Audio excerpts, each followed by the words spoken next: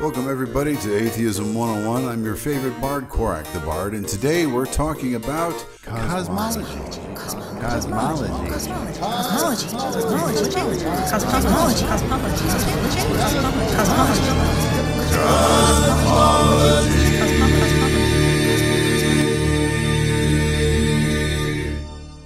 Cosmology is a branch of physics that studies the nature of the universe, such as the life cycles of stars and the formation of galaxies. Today we're going to look at what we know about how our planet formed and compare that to the formation of the Earth according to the Bible. Spoiler alert, the Bible gets it wrong. Using what we know from cosmology, stars form when hydrogen, time, and gravity combine to produce an extremely hot engine of light and energy. Some stars last only 50 million years, others last for tens of billions of years. When a star dies, the explosion sends a massive amount of elements and energy into space. This seeds the life for new stars, and on the cycle goes for roughly 14 billion years now. Let's see what the Bible has to say about this process. In the beginning, God created the heavens and the earth. The earth was without form and void. The darkness was on the face of the deep. And the Spirit of God was hovering over the face of the waters. Then God said, "Let there be light." And there was light. And God saw the light, that it was good. And God divided the light from the darkness. God called the light day, and the darkness he called night. So the evening and the morning were the first day. Then God said, "Let there be a firmament in the midst of the waters, and let it divide the waters from the waters." Thus God made the firmament and divided the waters which were under the firmament from the waters which were above the firmament. And it was so. And God called the firmament heaven. So the evening and the morning were the second day. Okay, no idea what a firmament is supposed to be or how you separate waters from waters, but our Earth has had water for over 3 billion years, and our solar system began roughly 4 billion years ago when our sun went from an accretion disk to a Class G star. The heavier elements and rocky debris coalesced into the rock-based planets closest to the sun, while the lighter elements and gases formed the gas and ice giants furthest from the sun. This is consistent with how gravity works. We would expect the heavier elements to settle closer to the sun, and the lighter elements to float a bit further away and forming what are now the gas giants. Early on in the formation of our solar system, our planet collided with another smaller planet and was nearly destroyed. The remnants of that massive collision created our moon, and the great bombardment of Earth with meteors and other cosmic debris eventually led to the formation of our atmosphere, protecting our planet from further bombardment and allowing life to take hold. But the way it really happened, according to the Bible, then God said, "Let the waters under the heavens be gathered into one place, and let the dry land appear." And it was so. And God called the dry land earth, and the gathering together of the waters he called seas. And God saw that it was good. Then God said, "Let the earth bring forth grass, the herb that yields seed, and the fruit tree that yields fruit according to its kind, whose seed is in itself on the earth." And it was so. And the earth brought forth grass, the earth that yields seed according to its kind, and the tree that yields fruit, whose seed is in itself according to its kind. And God saw that it was good. So the evening and the morning were the third day. This is the closest the Bible gets to getting any of this right, because yes, grass does grow on Earth. But grass didn't show up until 55 million years ago, while trees have been around for close to 400 million years. And it was a lot of giant mushrooms before that. So even if he's clumping all of this into one day, it still doesn't quite add up. Maybe the Bible can clarify exactly how time works here. Then God said, "Let there be lights in the firmament of the heavens to divide the day from the night, and let them be for signs and seasons and for days and years, and let them be for lights in the firmament of the heavens to give light to the earth." And it was so. Then God made two great lights, the greater light to rule the day, and the lesser light to rule the night. He made the stars also. God set them in the firmament of the heavens to give light on the earth, and to rule over the day and over the night, and to divide the light from the darkness. And God saw that it was good. And that was the evening and the morning of the fourth day.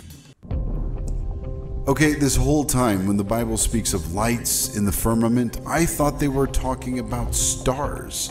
But then the Bible says after the lights in the firmament spiel, he made the stars also.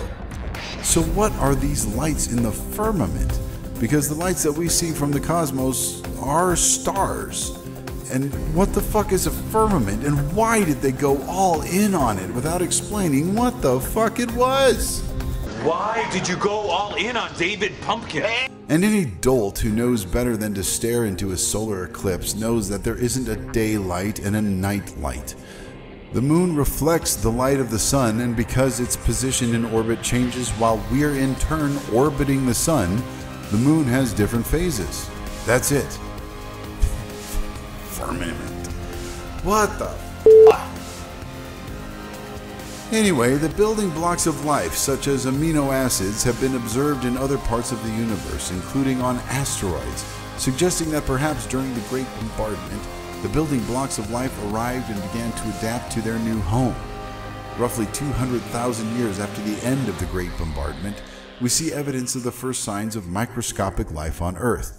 When volcanoes gave way to land masses and Pangaea was formed, that aquatic life began to adapt to life on land, which led to flora and fauna spreading life throughout the entire planet during the Cambrian explosion roughly 500 million years ago. And yet, over in Narnia, then God said, "Let the waters abound with an abundance of living creatures, and let birds fly above the earth across the face of the firmament of the heavens." So God created great sea creatures and every living thing that moves, with which the waters abounded according to their kind, and every winged bird according to its kind. And God saw that it was good, and God blessed them, saying, "Be fruitful and multiply, and fill the waters in the seas, and let birds multiply on the earth." So the evening and the morning were the fifth day. Dude really likes birds.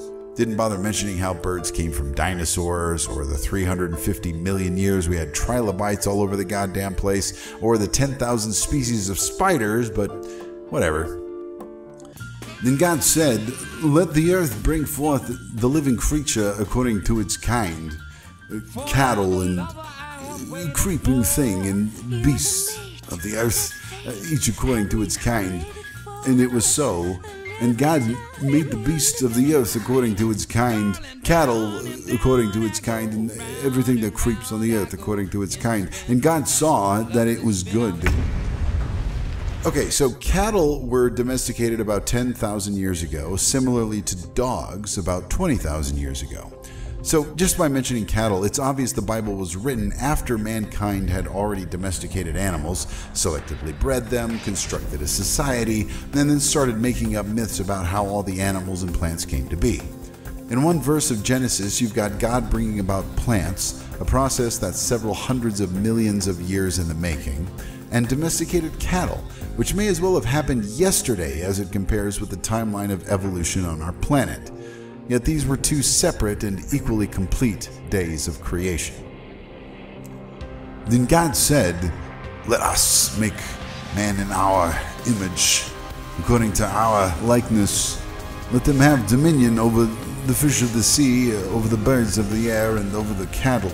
Again with the fucking cattle. Look, Cows are important, especially to nomadic desert wandering barbarians who need to keep large herds of them to feed their village and trade them for slaves, which is why the Bible sounds like it was written by a backwoods goat herder and not the inventor of cosmology, physics, and all other branches of science.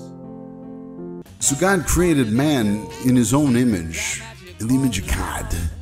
He created them, male and female, he created them. And then God blessed them, and God said to them, "Be fruitful and multiply, fill the earth and subdue it. Have dominion over the fish of the sea, over the birds of the air, over every living thing that moves on this earth." And God said, "See, I have given you every herb that yields seeds, which is on the face of the earth, and every tree whose fruit yields seeds. To you it shall be for food.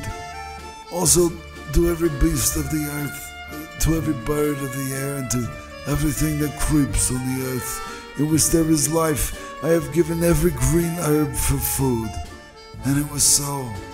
Then God saw everything that he had made, and indeed it was very good. So the evening and the morning were the sixth day. Well, there you have it. Either we're sitting here today as the end result of billions of years of progress, or God made a firmament to separate the waters from the waters and really wants you to take care of his cows. Guess which one seems the most plausible? And to those of you who still doubt science because it doesn't provide all the answers yet, there's a lot of great big unknowns at this point. Just like how lightning and earthquakes were once unknown to us, but it was imagination, inspiration, and innovation that moved us away from ignorance and superstition towards knowledge and truth. For these questions to be answered, it will be science and reasoning that will lead the way, not relying on archaic myths that have declared they already know the truth. And in the future, it won't be a prophet declaring that they've received a divine revelation about the origin of the universe, but rather a scientist who's developed a new method or technology for measuring, not prophesying, how our universe came to be. Thanks for watching. This is your favorite bard, Quark the Bard, singing off with Cosmology shows us such a lovely world. Everything is super cool. And if you think we're here 'cause of some superstitious word,